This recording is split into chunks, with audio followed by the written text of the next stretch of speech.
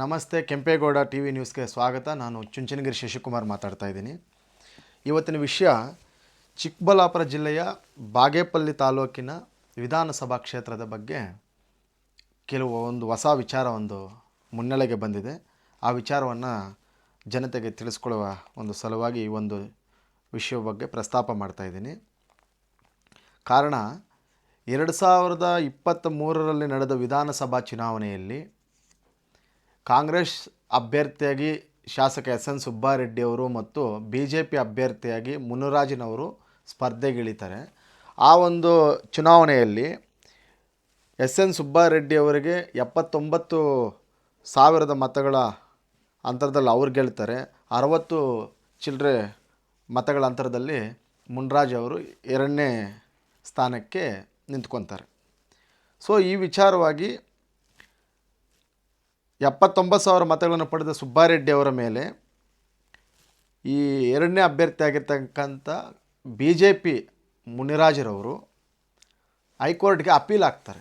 ಏನಂತಂದರೆ, ಸುಬ್ಬಾರೆಡ್ಡಿಯವರ ನಾಮಪತ್ರ ದೋಷಪೂರಿತ ಆಸ್ತಿ ವಿವರಗಳನ್ನು ಮುಚ್ಚಿಟ್ಟಿರುವ ಮತ್ತು ಆಸ್ತಿಗಳಿಗೆ ತೆರಿಗೆಯನ್ನು ಪಾವತಿಸದ ಕಾರಣದಿಂದ ಅವರ ಸದಸ್ಯತ್ವವನ್ನು ಅಸಿಂಧುಗೊಳಿಸಿ ಅಂತೇಳ್ಬಿಟ್ಟು ಕೋರ್ಟ್ಗೆ ಹೋಗ್ತಾರೆ ಮುನಿರಾಜನವರು.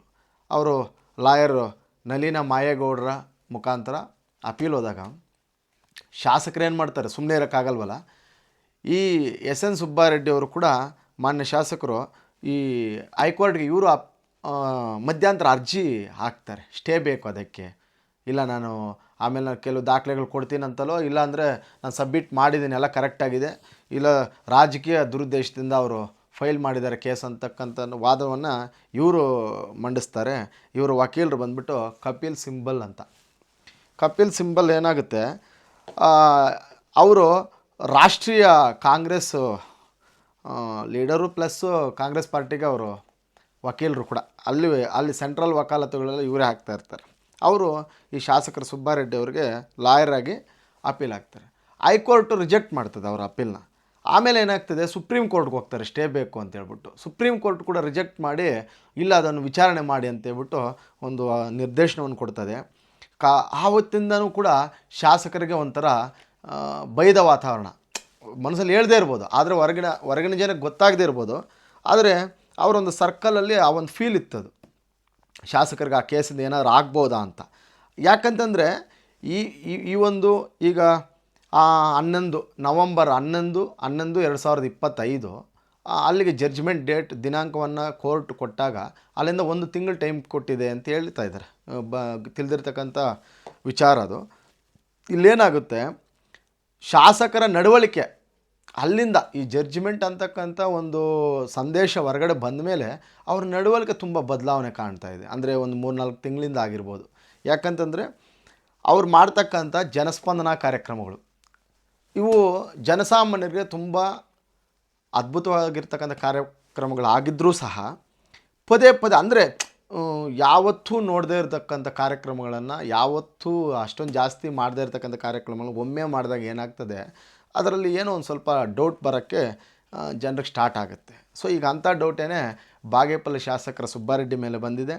ಏನಂದರೆ, ಅವರು ಈ ಅಧಿಕಾರಿಗಳಿಗೆ ಗೊತ್ತಾಗ್ತಾ ಇಲ್ಲ, ಜನಸ್ಪಂದನೆಗಳು ಒಂದು 15 ದಿವಸಕ್ಕೆ, 1 ತಿಂಗಳು, 1, 2, 3 ಮಾಡ್ತಾಯಿದ್ರೆ ಇವರೇನಂದ್ರೆ ಅಧಿಕಾರಿಗಳು, ಇಲ್ಲ ಶಾಸಕರೇನೋ ಒಳ್ಳೆ ಕೆಲಸ ಮಾಡ್ತಾಯಿದ್ದಾರೆ, ಆಮೇಲೆ ನಮಗೆ ರೆಸ್ಟ್ ಸಿಗ್ತಾಯಿಲ್ಲ, ನಮ್ಗೆ ಇಲ್ಲೂ ಆಫೀಸ್ಗಳಲ್ಲೂ ಕೆಲಸ ಮಾಡೋಕ್ಕಾಗ್ತಾಯಿಲ್ಲ ಅಂತಬಿಟ್ಟು ಅವರೊಂದು ನೋವೈತೆ. ಅಂದರೆ ನಾವು ಅಲ್ಲೇ ಕೂತ್ಕೊಂಡು ಮಾಡ್ತಿದ್ವಲ್ಲ ಅಂತ, ಅಂದರೆ ಮಾಡ್ಬೋದಾಗಿತ್ತದು. ಇವರೇನು ಮಾಡ್ತಾರೆ, ಈ ಅಧಿಕಾರಿಗಳು ಅಲ್ಲೇ ಕೂತು ಮಾಡಿಸ್ತಕ್ಕಂಥ ಕೆಲಸ ಬಿಟ್ಟು ಇವ್ರು ಇದ್ದ ಕಡೆ ಕರೆಸ್ಬಿಡ್ತಾ ಇದ್ದಾರೆ, ಬರ್ರಿ ಅಂತ. ಜನಕ್ಕೆ ಗೊತ್ತಾಗಬೇಕು. ಏನಂದರೆ ಅಷ್ಟೊಂದು ಫಾಸ್ಟಲ್ಲಿ ನಡೀತಾ ಇದ್ದಾವೆ ಕಾರ್ಯಕ್ರಮಗಳು. ವೃದ್ಧಾಪ್ಯ ವೇತನಕ್ಕೆ ಮೊನ್ನೆ ಅದು ಇಲ್ಲ ವಿಚಾರ ಡೈವರ್ಟ್ ಆಗಲಿ, ಇದೊಂದು ಚೂರು ಹೇಳ್ತೀನಿ.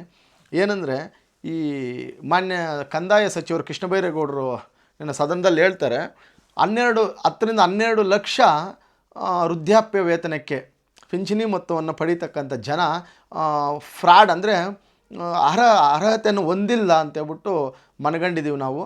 ಒಂದು ಸ್ವಲ್ಪ ಅವನು ಹೋಲ್ಡ್ ಮಾಡಿದ್ದೀವಿ, ಚೆಕ್ ಮಾಡಬೇಕು ಅನ್ನೋ ಮಟ್ಟದಲ್ಲಿ ಅವ್ರು ಮಾತಾಡ್ತಾಯಿದ್ದಾರೆ. ಯಾಕೆ ಅಂತಂದರೆ, ಈ ತಪ್ಪನ್ನು ಮಾಡಿರ್ತಕ್ಕಂಥ ವ್ಯಕ್ತಿಗಳು ಯಾರಂದರೆ ನಿಮ್ಮ ಕಾಂಗ್ರೆಸ್ MLAಗಳು.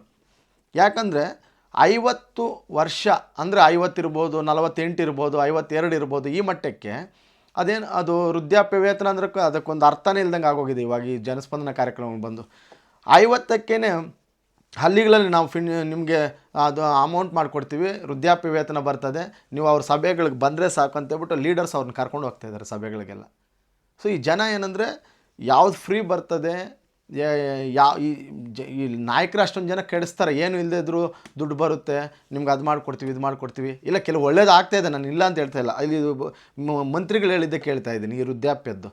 ಆವಾಗ ಈಗ 58 ವರ್ಷ 56 ವರ್ಷ ಆಗಿದ್ದರೂ ಕೆಲವು ರಿಜೆಕ್ಟ್ ಆಗ್ತಾಯಿದೆ.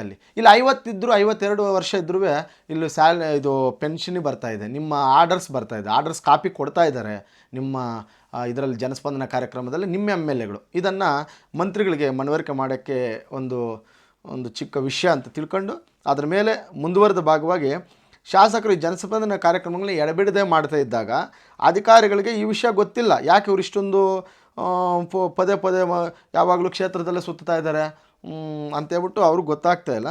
ಆದರೆ ಈ ಅವರಿಗೆ ಮನದಟ್ಟಾಗಿದೆ ಶಾಸಕರಿಗೆ, ನನಗೆ ಶಾಸಕ ಸ್ಥಾನ ಅಸಿಂಧು ಆಗಬಹುದಾ ಏನು ಅಂತ ಅವ್ರ ಮನಸ್ಸಲ್ಲೇ ಅವ್ರು ಚರ್ಚೆ ಸ್ಟಾರ್ಟ್ ಮಾಡ್ಕೊಂಡ್ಬಿಟ್ಟಿದ್ದಾರೆ.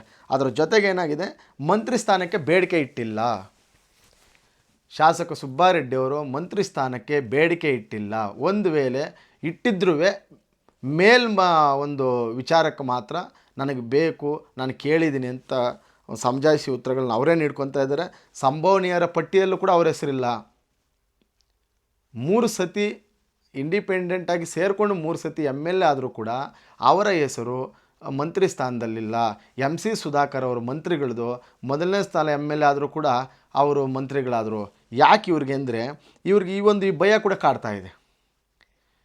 ಈ ಹೈಕೋರ್ಟ್ ಏನಾದರೂ ಶಾಸಕ ಸ್ಥಾನ ಅನರ್ಹತೆ ಬಗ್ಗೆ ಅಸಿಂಧುಗೊಳಿಸಿದ್ರೆ ಮುಂದಿನ ದಾರಿ ಏನು ಮತ್ತು ಏನಾಗುತ್ತೆ, ಮಂತ್ರಿ ತಗೊಂಡು ಏನು ಮಾಡೋದು? ಸೊ ಇಂಥ ವಿಚಾರಗಳೆಲ್ಲ ಅವ್ರು ಕೂಡ ಗೊತ್ತಿದೆ.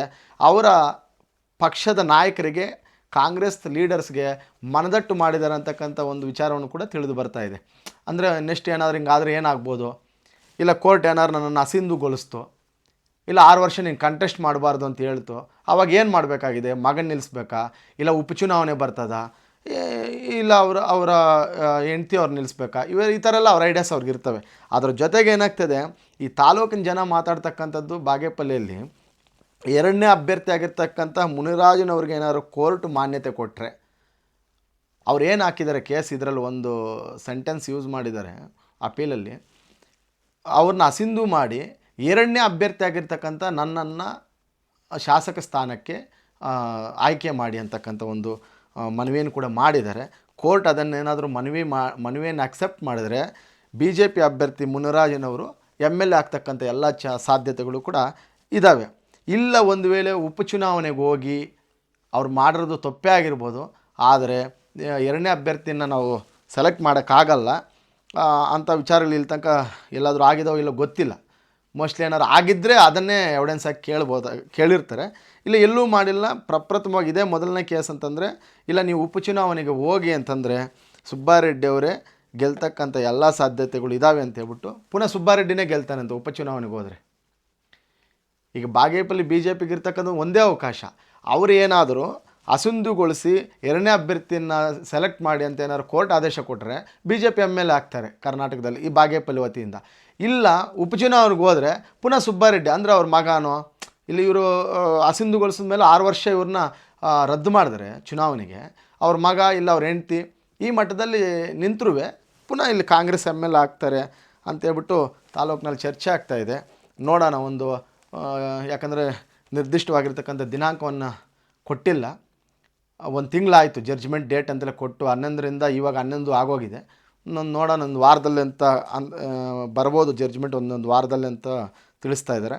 ಅದರ ಜೊತೆಗೆ ಮುಂದಿನ ದಿನಗಳಲ್ಲಿ ಇದನ್ನು, ಯಾಕಂತಂದರೆ ಗೊತ್ತಿರಲಿಲ್ಲ ವಿಚಾರ ಕರ್ನಾಟಕ ಜನತೆಗಾಗಿರ್ಬೋದು, ಬಾಗೇಪಲ್ಲಿ ವಿಧಾನಸಭಾ ಕ್ಷೇತ್ರದಲ್ಲಿ ಕಾಂಗ್ರೆಸ್ MLA ಒಂದು ವೇಳೆ ಅಸಿಂಧು ಆದರೂ ಕೂಡ ದೊಡ್ಡ ವಿಚಾರ ಅಲ್ವಾ.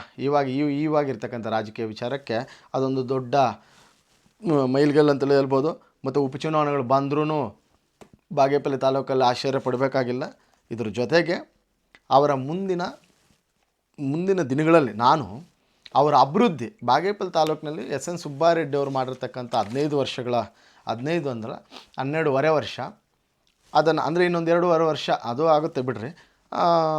12 ವರ್ಷದ ಸಾಧನೆಗಳ ಬಗ್ಗೆ ನಾನು ನಿಮ್ಗೆ ಇನ್ನೊಂದು ಇದರಲ್ಲಿ ತಿಳಿಸ್ಕೊಡೋ ಕಾರ್ಯಕ್ರಮನ ಮಾಡ್ತೀನಿ. ನಮಸ್ಕಾರ.